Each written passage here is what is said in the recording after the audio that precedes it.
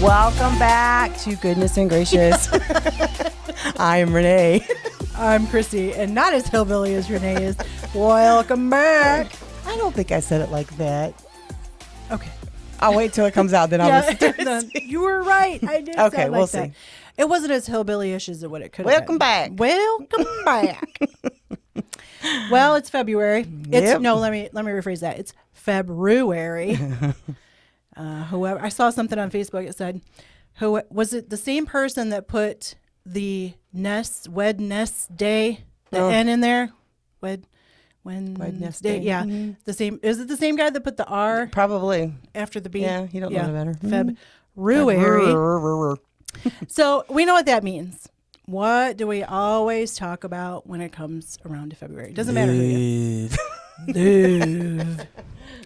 So we are going to break this up into two sections. First, we want to talk about love in general, and then hopefully we will be able to move into love and marriage, or even love and relationships. I feel like we've done this before, but Go figure. I know that we have. But so the word love, it's sad to say, but it's overused, it's misused, and it's abused. I don't think there's any other way to say it. We hear people say, I love you all the time. We say it all the time. Mm-hmm. I want to say, I don't think that word means what you think it means. And when I say you, I mean us too.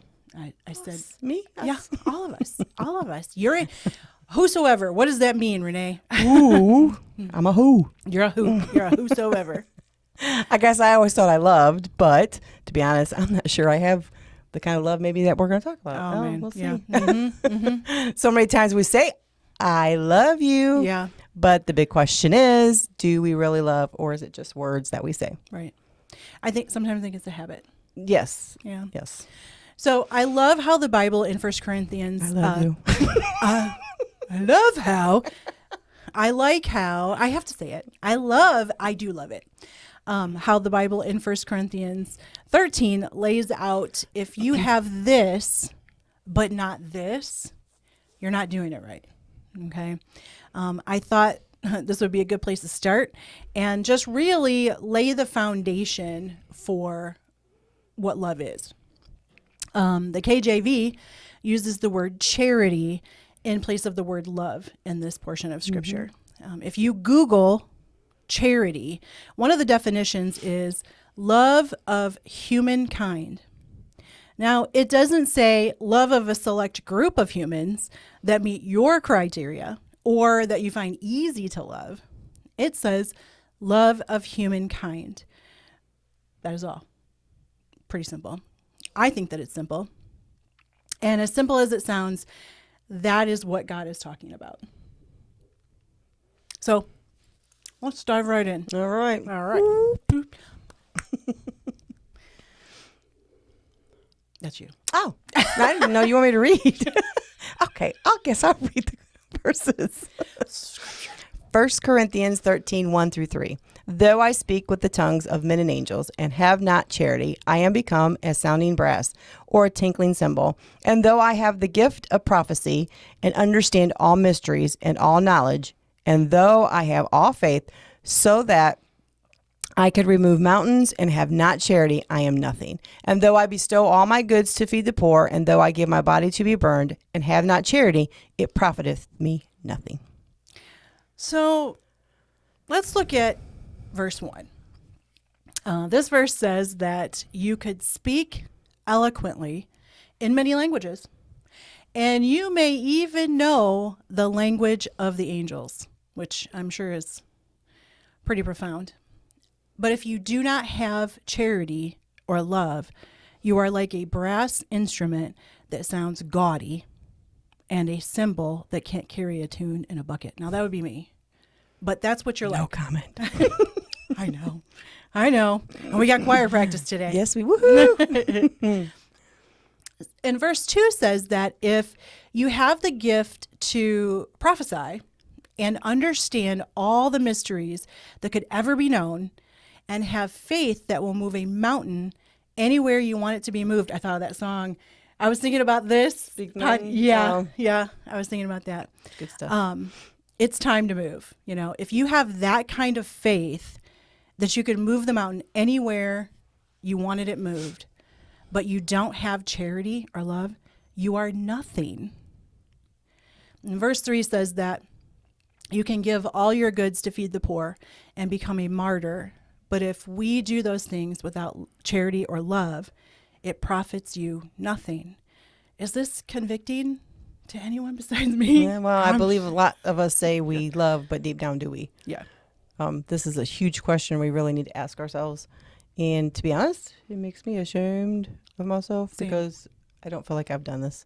I feel like I've done the lip service to the word love, but I don't know. I think that we all do that. And as I was writing for this podcast, the conviction was just all over me. And I'm like, I started. I don't want to do this anymore. I know. I was like, can we be done? We're going to change February. Yeah, February is now about hate. We're going to talk about hate. Hey, I can do that one. No, I'm joking. A lot of things that just Shame flow on so me. easily. I'm so sorry, Lord. But it's true. I mean, we do give lip service to what love is. Remember, charity means a love for humankind, not a love like the world loves. This is a true, real love that can only come from God. Mm-hmm. You cannot even do this kind of love separate from God. It's not even, we're not even capable of doing that. So if you do all these things, great things, but you don't have a love for humankind, you are nothing. And I think that even Christians write this off as being, as not being very important. Okay, so we read this and we're like, oh yeah, we're supposed to love. Yeah, that's what we do. Yeah, that's sure, I love. Yeah, that's what it is. But I don't think we take it serious. Mm-mm. But God says, do not fool yourself. You can do a whole lot of things that look really nice on paper, but if you do them without charity, you are nothing and it profits you nothing. So is it best just to not say I love you? I mean, if someone hugs you and they say, I love you, mm-hmm. Do you really need to say it back if you're not really meaning it? Does that make sense? Right. So what I think is, yes. So I think once you're made known what's going on, it's time to move up. And I think I think for me, that's where I'm at. So rather than me not saying I love you, which I think I love the person that's hugging me and telling me that they love Just me. Maybe not in the way it's supposed to be. But maybe not in the way it's supposed to be. So then or it's a time, deep love, maybe. Right. So instead of not saying it, I'm examining if I'm doing it correctly. So you're not really lying when you say it back to them. No. I mean, I've actually had people, I'll say I love it, and they've never said it back. Yeah. That's fine. Yeah. That's Listen, each that's to their between own. you and No, Jesus. Exactly. But yeah, I think now that we know, like, you can't hear this and then now not examine yourself to see if you are where God wants you to be. Mm-hmm. Okay, we're going to talk about the path a little bit later on, but yeah, I think it would be better off if some people didn't say, I love you back. Yeah. So wouldn't it be a shame to spend your life speaking eloquently, watching mountains move because your faith, and then be martyred only to stand before him and have him say, you are nothing because you had not love? That scares me. Mm-hmm. I mean, honestly, like, I think that you could have charity or love only come in contact with like a handful of people in your life. So you could have charity, have love, only come into a contact with a few people in your life that you have a great effect on. Stand before God and have him say, well done. And not even well done, but I think he may even say, very well done. But I also think that the guy standing next to you could have preached to thousands, maybe millions. Maybe he even has drawn tens of thousands to Christ. Maybe he spoke eloquently, started 100 orphanages, had enough faith to go to mission fields that angels themselves would fear to tread in. but he did all those things without love. And it is possible to do all those things without love. It is possible to do all those things. Isn't that scary to think about, that you could do all those things? And when he stands before God, he says, you sound gaudy. You are nothing. And all these things have profited you nothing. It makes me hyperventilate to think about that. And that's one of the things I've been thinking about. So we convince ourselves that we are good enough.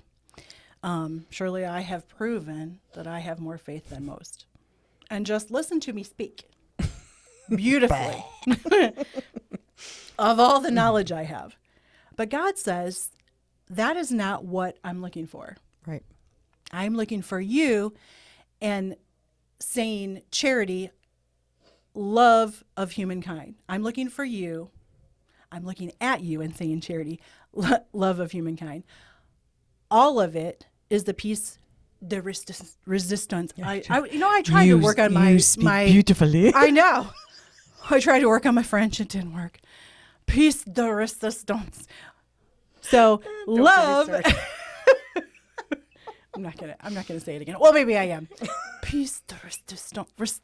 Josh would be so mad. He'd be like, "You are butchering that." So Okay, then. that's the most important piece. Love. You can have all these other things. Love. That's the most important piece. I was gonna attempt it again. I'm like, no, I'm not gonna do it. I'm not gonna do it. Oh my goodness. Whew, that was rough. Phew. So what does it mean to love? You're going to tell us, right? Yep.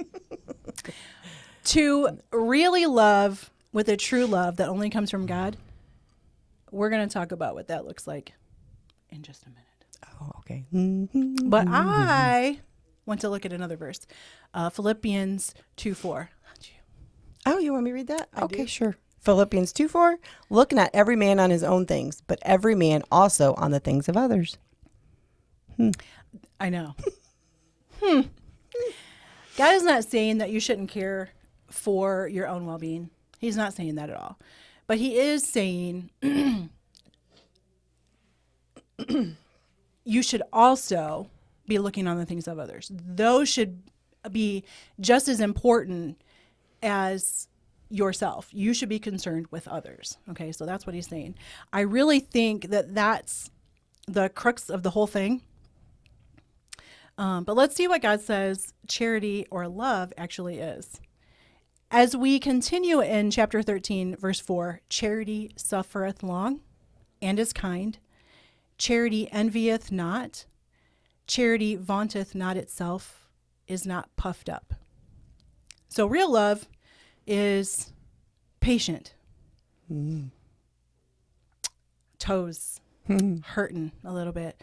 So not only is it patient, but it is also patient to the point of suffering. And it is that for a long time if it needs to be. Long suffering. Fruit of the Spirit. Yep, we talked about that. Yeah. So does that sound like you? That's what I said to me. I said, does that sound like you? Asking me. So that's what I said to me. Me? Hey, does that sound like you? I did. Alrighty I was then. like, She's had a little too much to eat out there, or something was in her, a little bit of coffee. sugar, a little bit of sugar. Yeah, that butterscotch pie, and that was good. it was very good. But so does that sound like you? So I typed this out. Does that sound like you? But what I had to say to myself, does that sound like you, Chrissy? Are you doing that? We are only in the first attribute of charity, and already I would have to think that your toes, my toes, everyone else's toes that would be listening should feel like they're I got my steel toe boots on. stepped on. Next, charity is kind all the time. I was like, what is that? Kind all the time? Charity envieth not. It does not look at anyone with any type of envy. And this has nothing to do with what others have, but it has everything to do with being satisfied completely in Him. So it doesn't envy not because it doesn't, like the car that someone else is, is driving. It's okay to like the car that someone else is driving, but I believe that true envy is when you long and you feel like that person has something more than what you have. Mm-hmm. And God wants us to be satisfied in him, right, completely. Charity vaunteth not itself. To vaunt something means to boast about it. The word gets me. To vaunt. The vaunt. It's like, and so because you said to vaunt something, like you're wanting to vaunt, like Count Dracula would be saying that, to vaunt. I do not say blah blah blah. Don't get me started. Okay, we need to go. Well, I think I got us all started with the piece de resistance. I think I had a little too much sugar as a donut. I don't know. Anyway, so we're just rearing to go. We're sorry, people. They just can't handle us. So to vaunt something is to boast about it excessively. Whether that is about yourself or something, true love does not do this. So does that mean like, when you want to talk about something, you talk about yourself all the time? Mm-hmm. Mm-hmm. Mm-hmm. Yeah. And if you're doing that, you're not thinking on others. You're not thinking about. Yeah. Just some people come through my mind when I think about it that way. Okay, go ahead. Move on. Moving right along. Okay. Is not puffed up. This goes with vaunting, I think. Now that you say that, I'm not going to be able to unhear it. This goes with vaunting. I thought the same thing, but I composed myself now until you just did that. At this point, Josh would be proud, I think. Yeah. He's going to have to go back and watch this. I'm sure he won't, but I'll make him. Yeah. So just don't say it again, please. Okay, I won't. I'm not. Are you walking around with your shoulders reared back and your chest puffed out because you are so much farther along than everybody else?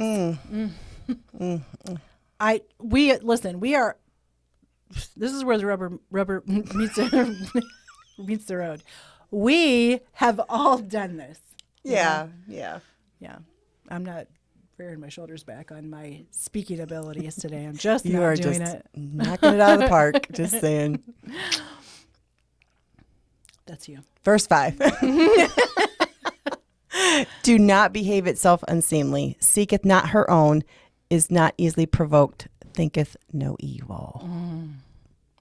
So love does not behave inappropriately. And this is what I got from this part, as this is the part that God was really dealing with me on.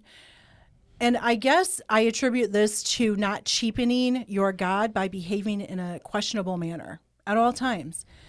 It means that no one is concerned with misrepresenting God. It means that you are concerned with not misrepresenting God at all times. So, to anyone, seeketh not her own. This goes back to the verse in Philippians we just read that tells us to think on the things of others. Going back to not misrepresenting God, I think that this is an area that we all struggle with because we want to fit in sometimes. Mm-hmm. And that's kind of what I meant, just to go a little bit farther, because I think later on we'll talk a little bit more about that. But I don't know. If that is you know what I'm saying? You are misrepresenting God and what God stands for, what God is, by going along with something just to fit in. I believe that that's what that's talking about. So back to seeketh not her own. This is what we talked about in Philippians.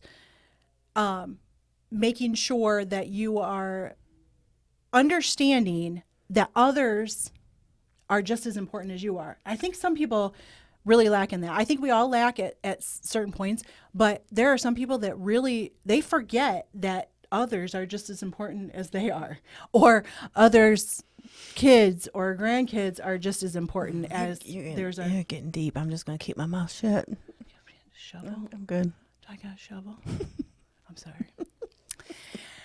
It's not easily provoked. You're provoking me right now. See, if you would just love like you're supposed to love, I couldn't provoke you. I love you. I love you. So does it only take one word to get you jumping on the bandwagon of trash talking someone? You're not trash talking anyone. At least you didn't call me trash. Yep. You're not trash and you're not trash talking. Or maybe you're not even trash talking someone. Maybe you're just having ill feelings towards someone at the drop of a hat. Moving on from that. I don't like this podcast anymore. I know. I didn't know you was going to be putting all this stuff in there. I'm sorry. I probably should have had you proofread it. Yeah, you probably should have. I would have just had somebody else fill in for me today. I am sitting there typing and I'm like, Lord, I fail. Okay. I want to say we. I got some moving up. Listen, to do. I do. We could just end it right here. Nope. We're gonna go a little bit farther. Okay. Thinketh no evil. So my Bible refers me back to Romans 12:9 for a better understanding of this. Let love be without dissimulation. Abhor that which is evil. Cleave to that which is good. Mm-hmm. So dissimulation means hypocrisy. So let your love be without hypocrisy. Let love, not the emotion that the world thinks is love, but true love, be without hypocrisy. Excuse me. This goes back up to the beginning of chapter 13, where it talks about doing all these things for Christ and saying all these things for Christ, but not having the love that only God can give you for people. This is hypocrisy. You are saying one thing, but you actually are on the inside something opposite of that. Or maybe you aren't technically opposite. So I would say that we aren't opposite, but we have fell into a trap of thinking that we're doing and saying all the right things and that equates love. God says, if this is you, you're nothing. You is nothing. I am. Rejoiceth not in iniquity, but rejoiceth in truth. Verse 6. Verse 6. Verse 6. You did that a little bit backwards. But that's I okay. did. I But forgive you. oh, thank you. So iniquity. We hear that word an awful lot, but what does it actually mean? Because we say it all the time. We hear it all the time. And I feel that visits to the dictionary are very beneficial. Mm-hmm. Even if you know the definition of a word, it is always good to revisit. Yeah. I do that. Because then you learn something new all the time. You're like, oh, that applies differently. Sometimes when a definition is staring you in the face, it allows you to examine yourself. So iniquity, this is what I found. Immoral or grossly unfair behavior, gross injustice or wickedness, sin. So do you, and I really want you to get serious with yourself, because it doesn't matter what I think you are, what Renee thinks you are, what I think Renee is, what Renee thinks I am. It only matters what God knows of you to be true. Do you rejoice in the things that God calls immoral? And this goes back to what I was talking about before, just to fit in. Maybe you have a child that is living their life contrary to what you know to be clear in the Word of God, and you are justifying them to yourself. Maybe it's not as clear as that. Maybe, just maybe, you are rejoicing in something that someone is doing or has done that isn't quite clear in the Bible, or you think it isn't, but you clearly know that it could possibly cause this person heartache or regret later.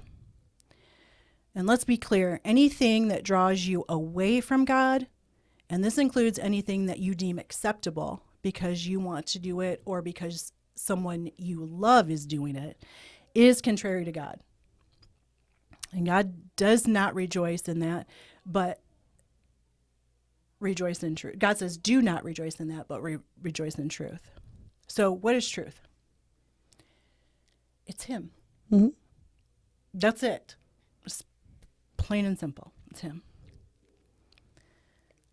Let's look at verse 7. Verse 7, beareth all things, believeth all things, hopeth all things, endureth all things. I think this verse gets people twisted up.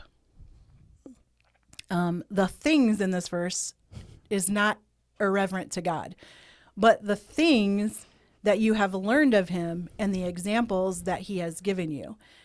When it seems impossible to love enough to bear all that pertains to humankind, the things that he tells you to bear, do it anyway, and believe that he is all you need. I really think that saying gets so overused and abused as well, but the fact is all you need is what he says. Okay. So, which goes back to it's him is all you need, but it's his word. His word is going to guide you in everything and really be all that you need. So believe what he says, have the hope and faith that you will see what he sees and wants you to see if you endure. So I wrote out the handy dandy dictionary again. Endure means to hold out against, sustain without impairment, or yielding. Okay, so this is what I feel God has impressed upon me. This is telling us love like I love. Love how I tell you to love. And when it gets rough, when it gets to the point where the world is looking at you funny, when it seems that you, the way you are doing things is actually wrong, because I have felt that way. I don't know if you've ever been doing something that you know God wants you to do and you felt like you were doing it wrong, or it looks like you aren't really loving at all. When your kids, your family, your friends, your coworkers, everyone tells you that you're doing it wrong, bear, hope, believe, endure that he knows what he's talking about. This is what he is asking of you, and really he's commanding it of us to be this. So we talk about tough love. We talk about that with our kids. We have coined the phrase, but I think that God is the creator of it. Mm-hmm. We're just kind of taking on the benefits of coining the phrase, but he is really the creator of tough love. I mentioned that I like to look up the definition of a lot of words a couple times to get the full effect. Love in its original state only has one meaning, and that's Jesus. Mm-hmm. And we all remember the phrase WWJD. Yeah, I had a shirt and bracelet. Yep. Yeah. Good headband. Well, I didn't have that, but. And many people have ruined the purity of that phrase. Exactly. But this is one, really the original place that it applies. Okay, what would Jesus do? Learn of him. Then and only then can you begin to be all that he has called you to be, because as he has said, you can do nothing. You can do, say, believe, and die. That's not what I meant. You can do, say, believe, and die. Scratch that. Start from the top. Yep. Okay. Learn of him. Learn of him. And if you never had charity, which is love, you are nothing. Nothing. Say it again. Say it over again. Say it. A shirt. I am nothing. I am nothing. Yep. And really, that which goes is pretty much with, what Josh tells us every Sunday. That really goes along with what we've been. Well, I have been learning because it's in Sunday school. I teach my own Sunday school class. And last but not least, we will stop with the first part of verse 8. Charity never faileth. Fail. What does it mean? Dictionary again. To fall short of success or achievement in something expected, attempted, desired, or approved. To receive less than the passing grade. To be unsuccessful in the performance or completion of. To prove of no use or help to. Charity and all that God says that it is does not fail. It doesn't fail itself. It doesn't fail its family. It doesn't fail its friends. It doesn't fail its mission. love never fails. Yep. That is what stuck out to me when we was reading all of Corinthians 13. First Corinthians. See, you're wearing off on me here. I know. Rubbing off on me, whatever you want to call it. I guess what I got from this is, do we as humans have this kind of love? And I say that about a lot of the things that we do, but Yeah. I don't know. In my mind, I guess I got a simple mind, but I just don't. I feel like I just fall short on everything we ever try to relate to these people. No, I think that you bring your portion of it to the table. This is what you Yeah. are, This is what you do. So I think that we have fooled ourselves to think that we can't love like this. We just like to be sucked into believing the lie. I think that's just what it is. Well, we need to know love that is do we as humans have this kind of love? And the love I'm talking about, a love that is true, a love that will last, a love that no matter what you can forgive, and love that doesn't fade over time. Right. So every one of us is at a different point in the path that we're on with Jesus. Okay. Very rarely do you find yourself in the same point in your growth in Him as someone else is. Okay. And that's okay. If this does not describe you, now you know. If you're not loving like He's telling us to love, if it's not describing you, now you know. Now you know. You have no excuse. No. Start researching what He has for you. If you are new to this path, endure, persevere. If you have been on this path for a while, mentor someone else. If you are not a Christian or have never even heard of this before, this is your chance. If that is you and you would like to know more about what being a Christian is, we invite you to reach out to us, comment on this video, send us an email, message us on Facebook. However you can and would like to reach out, do it. We would love the chance to talk to you about Jesus because He is love. And then you have to have that foundation. You have to understand how He loves you to even begin. Right. I believe Jesus had this love that never fails. A love that's true, which is what we've been talking about. Yeah. A love that lasts and never fades. A love, no matter what, forgives. Seriously, I really want that. I do too. I mean, I can say I forgive, but deep down, do I forgive? Do we? Yeah. Yeah. An example of Jesus' love is when He was hanging on the cross as He was dying. What did He say? Father, forgive them, for they know not what they do. His love didn't end when He was going through this horrific ordeal. Do we have this love that when someone does not or does us terribly wrong, do we forgive and love them no matter what, whether it be family, friends, or even church people? Right. Do we have that love? And I find it true love, not true joy. Not true joy. True love. I find it so funny that on Wednesday, I pulled Julia up on my lap. She was on the floor, and I pulled her up and, loved on her. And I said, "What's wrong?" And she said, first of all, she was thirsty. Poor child. She's dying of thirst over there. But then I'm like, well, what's wrong? She's like, well, Kari's being mean to me. And I said, are you being mean to Kari? And, she was kind of like, yeah. And I said, well, here's the lesson opportunity. I said, Jesus, when He was walking to the point where He was going to be nailed to the cross, they spit on Him, they punched Him, they pulled His beard, they pulled His hair.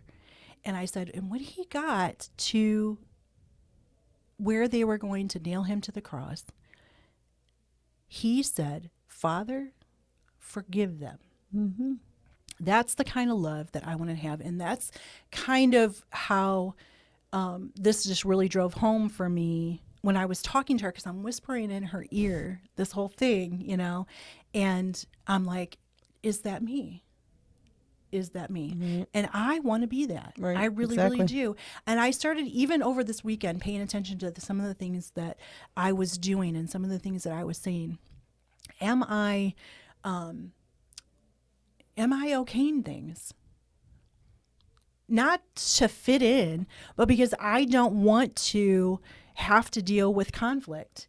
I don't want to have to deal with someone, being in my face about something. Not that I'm okay with what's going on, but am I just silent?